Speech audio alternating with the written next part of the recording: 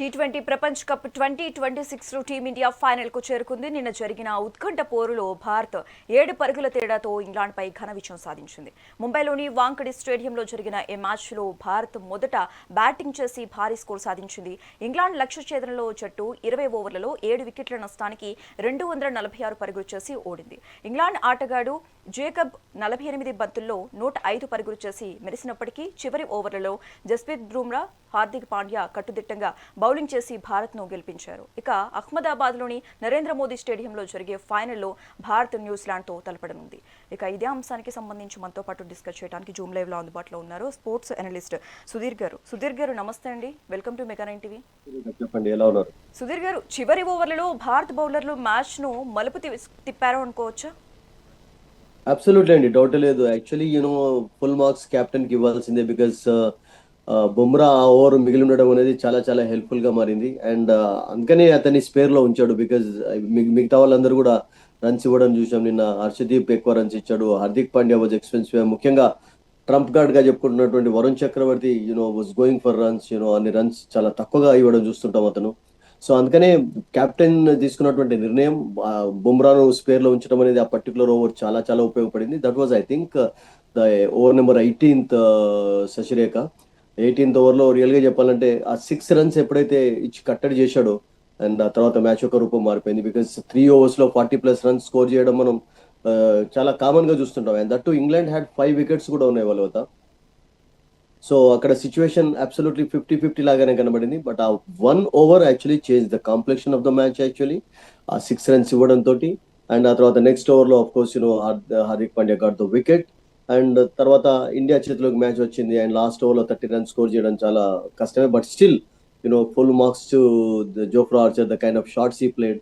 3 sixes కూడా కొట్టాడు Dubey over లో. బట్ అప్పటికే మ్యాచ్ అయిపోయింది వాళ్ళది. So last 19th and 18th overs చాలా కీలకంగా మారాయి. If you look at the score card actually ఆ పర్టికులర్ 2 overs లో 9 runs in 1 over from Hardik and 6 runs from Bumrah.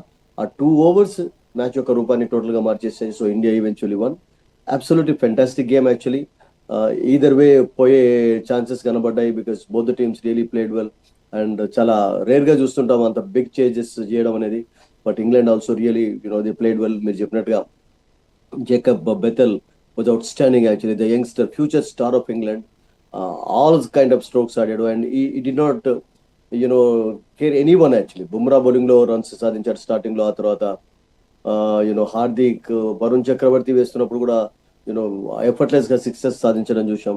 So England actually opening pair వాళ్ళకు నిరాశపరిచిందని చెప్పాలి. నిన్న Butler was looking good but కీలకమైనటువంటి సమయంలో అవుట్ అయ్యాడు. But Salt disappointed them and Captain Brook also disappointed them. But still, they really played well, fought well. Overall గా the match మాత్రం అద్భుతంగా ఎక్సైటింగ్ గానే కొనసాగింది శశిరేఖ.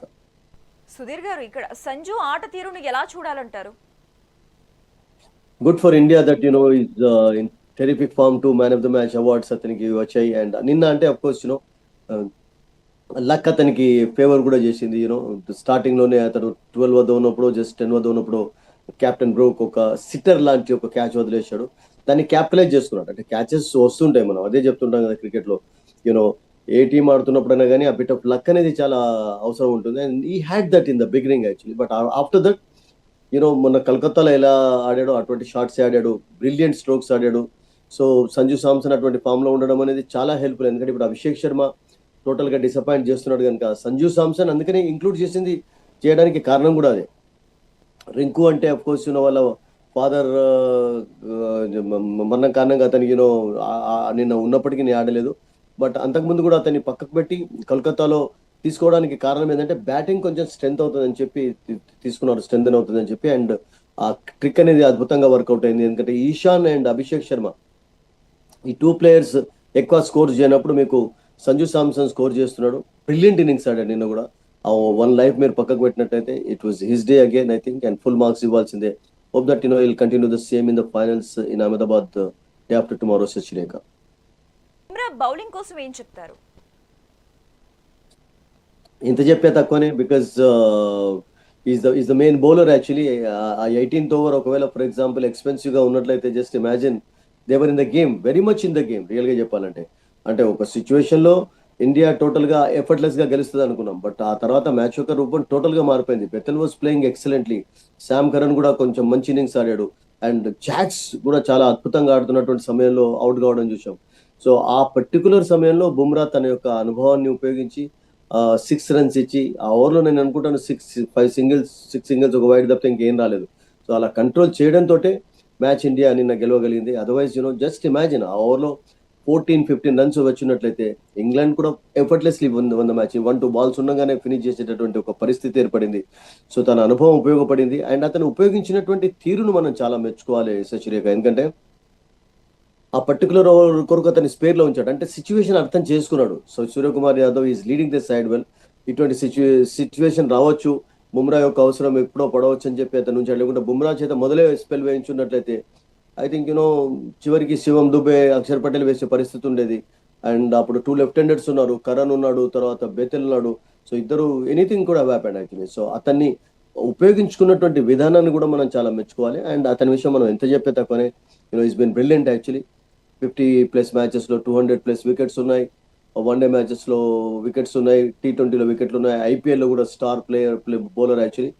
మధ్యలో కపుల్ ఆఫ్ ఇంపార్టెంట్ టోర్నమెంట్స్ లో ఇంజరీ కారణంగా దూరమైనా కానీ బట్ అతని యొక్క అవసరం నిన్న క్లియర్ గా కనబడింది. And that over the 18th over actually it change the total complexion of the match Shashirekha. ఇంకా టీమిండియా మంచి ఫామ్ లో ఉందనుకోవచ్చా? Think so. ఇప్పుడైతే పీకింగ్ సరి అయినటువంటి సమయంలో, ఎందుకంటే కొంచెం స్ట్రగుల్ అయినారు. లీగ్ ఫేజ్ లో అంత పెద్ద ఛాంపియన్స్ లాగా కనబడలేదు. Because everybody was scoring of course. అంటే మీకు 50s స్కోర్ చేసిన వాళ్ళు అందరు టాప్ 5 లో ఉన్నారు. మీకు అభిషేక్ కూడా ఒక 50 స్కోర్ చేశాడు. సంజు అయితే వరుసగా 2, ఈశాన్ నమీబియా తోటి, and Suryakumar Yadav against America, Hardik కూడా స్కోర్ చేశాడు. ఓన్లీ తిలక్ వర్మ మాత్రమే నిన్న ఆఫ్ కోర్స్ ఇప్పుడు బ్రిలియంట్ ఇన్నింగ్స్. తిలక్ వర్మ నిన్న చివరిలో చాలా చక్కగా ఆడాడు. లేకుంటే ఆ 250+ కూడా సాధ్యం కాకపోతుండే. లాస్ట్ 19th ఓవర్లో ఆర్చర్ వేసినటువంటి ఓవర్లో 3 6 ఎప్పుడైతే కొట్టాడు అతను కూడా చాలా పీక్ ఫామ్ లోకి వస్తున్నాడు. అండ్ నిన్న చేంజెస్ కూడా చేయడం చూసాం. బికాస్ డుబేను పిన్ చిట్టర్ గా తీసుకొచ్చాడు. He was very good actually. So అందరు రన్స్ స్కోర్ చేస్తున్నారు. ఇప్పుడైతే ఫామ్ టాప్ గేర్ లో ఆడుతున్నారు. వెస్టిండీస్ విక్టరీ, నిన్నటి విక్టరీ చాలా కాన్ఫిడెన్స్ ఇచ్చి ఉంటుంది. But final is final. And New Zealand మనం తక్కువ అంచనా వేయాలి. న్యూజిలాండ్ తోటి అఫ్ కోర్స్ ఇండియాకు ICC టోర్నమెంట్ లో అంటే T20 వరల్డ్ కప్ మీరు 50-50 ఓవర్ చూసుకున్నట్లయితే ఈక్వల్ రికార్డ్స్ ఉన్నాయి. 11 times నేను అనుకుంటాను 50-50 ఓవర్లో ఇద్దరు తలబడితే 5 వాళ్ళు 5 ఇండియా గెలిచింది అని ఒక మ్యాచ్ టైగా అయిపోయింది. But otherwise New Zealand is a terrific side actually. ఎందుకంటే వాళ్ళు కూడా ఫామ్ లోకి అద్భుతంగా వస్తున్నారు. మొన్నటి match is enough for them actually against south Africans. Clear favourites ను వాళ్ళు ఓడించి వాళ్ళు కూడా ఫామ్ లోకి వచ్చారు కనుక నేను అనుకుంటాను it will be a tough final in Ahmedabad. But India absolutely Shashirekha మీరు చెప్పినట్టుగా మంచి ఫామ్ లోకి వస్తున్నారు ఒక్కొక్కరు. And I think that's good for India, no doubt. Sudheer garu, టీమిండియాలో ఏమైనా మార్పులు చేయాలంటారా? I don't think so. అంటే చాలా మంది నిన్నటి విషయమే అన్నారు, అభిషేక్ శర్మని రింకుని తీసుకొస్తే బాగుంటుంది. Why actually? Because Abhishek Sharma మీకు మ్యాచ్ వినరండి. అంటే ఒక రోజు ఇప్పుడు సంజు సామ్సన్ కాదన్నప్పుడు అభిషేక్ శర్మ ఆడే ఛాన్సెస్ ఉంటాయి. ఈశాన్ కిషన్, సంజు సామ్సన్ ఫెయిల్ అయినప్పుడు అతడు ఆడే ఛాన్సెస్ ఉంటాయి. సో అందుకని ఇంపార్టెంట్ ప్లేయర్స్ నేను అనుకుంటాను డ్రాప్ చేయరు. ఏదైనా బౌలింగ్ విభాగంలో ఒకవేళ అహ్మదాబాద్ కనుక కొంచెం లాంగ్ బౌండరీస్ ఉంటాయి శశిరేఖ అక్కడ. సో దాన్ని దృష్టిలో ఉంచుకొని ఎవరినైనా స్పిన్నర్ ను తీసుకురావాలి అంటే మీకు ఛాన్స్ ఏంటంటే అభిషేక్ శర్మనే ఇప్పుడు అందరికి కొంచెం డ్రాప్ చేయ. But I don't think they will make any changes because winnowing combination తోటే కొనసాగే ఛాన్సెస్ ఉంటాయి. మనం వన్ చేంజ్ ఏదైనా కుల్దీప్ యాదవ్ కావాలి అన్నప్పుడు that is the team management decision. What they are going to think, we don't know. But otherwise, I don't think so actually, because this team is really playing well now.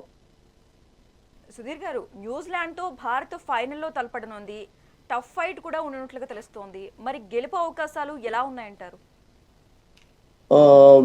Well, I think the kind of form New Zealand are in also, I think 50-50 ఉండొచ్చు.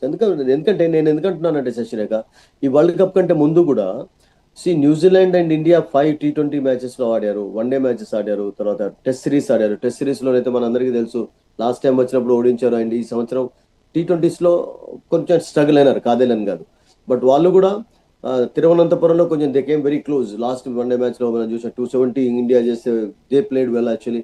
And I covered couple of matches also. రాయ్పూర్లో వాళ్ళ performance చూసాను, నాగ్పూర్లో చూసాను, విశాఖపట్నంలో. They are good side actually. India 4-1 series గెలిచినప్పటికీ కూడా ఈ వాతావరణానికి అలవాటు పడి ఉన్నారు. ముఖ్యంగా ఇండియన్ వాతావరణం అంటే కపుల్ ఆఫ్ మంత్స్ నుంచి వాళ్ళు ఇక్కడనే ఉన్నారు కనుక 3-4 మంత్స్ నుంచి వాళ్ళకి కండిషన్స్ అదైపోయినాయి. That too we all know Shashirekha, most of the New Zealand cricketers they also play in IPL matches. వాళ్ళకి ఏం కండిషన్స్ కొత్త కాదు. అండ్ టెరిఫిక్ సైడ్ అండి. మీరు వాళ్ళ లైన్ అప్ చూసినట్లయితే Allen the kind of form is in, it's difficult, on his day you can take the match away. Like we saw in Kolkata against South Africa, ఎంత అద్భుతంగా ఆడాడు. And అట్లాగే సిఫెట్ కూడా చాలా బ్రహ్మాండమైనటువంటి ప్లేయర్. ఇద్దరి కాంబినేషన్ లో రన్స్ వస్తున్నాయి పవర్ ప్లేలో. ఓపెనర్స్ ఇద్దరు అద్భుతంగా ఆడుతున్నారు. ఆ తర్వాత వాళ్ళకు రచిన్ ఇప్పుడు వికెట్స్ కూడా తీస్తున్నాడు, రన్స్ స్కోర్ చేస్తున్నాడు, మెల్లమెల్లగా ఫామ్ లోకి వస్తున్నాడు. Phillips has been outstanding. Chapman చక్కగా ఆడుతున్నాడు. మిచెల్ ఉన్నాడు వాళ్ళకు. నిషామ్ లాంటి ఒక ఆల్రౌండర్ తీసుకున్నారు, అతను కూడా యూస్ఫుల్ గా ఆడే అది ఉంటుంది. Santner is a good bowler, good player, he can hit sixes also. So వాళ్ళకు కూడా నాకు ఏమనిపిస్తుంది అంటే డీప్ గా బ్యాటింగ్ లైనప్ ఉంది కనుక I think it's going to be a tough final in Ahmedabad. But slightly of course Indian favour లో కొనేసి. బట్ ఇండియాకి అఫ్ కోర్స్ ఒక మంచి అవకాశం. ఎందుకంటే 2023లో వరల్డ్ కప్ జరిగినప్పుడు న్యూజిలాండ్ను సెమీఫైనల్ ఓడించారు, తర్వాత లీగ్ మ్యాచ్లో ఓడించారు. బట్ ఫైనల్లో అహ్మదాబాద్లో ఆస్ట్రేలియా చేతులు ఓడిపోయినారు. సో అక్కడ నేను అనుకుంటాను ఆ అవకాశాన్ని కోల్పోయినారు. అండ్ అదే అహ్మదాబాద్లో ఇప్పుడు మళ్ళీ T20 ఫైనల్ జరగబోతుంది.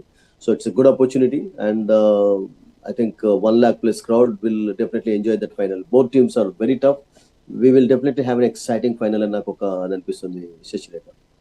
Thank you so much Sudheer గారు.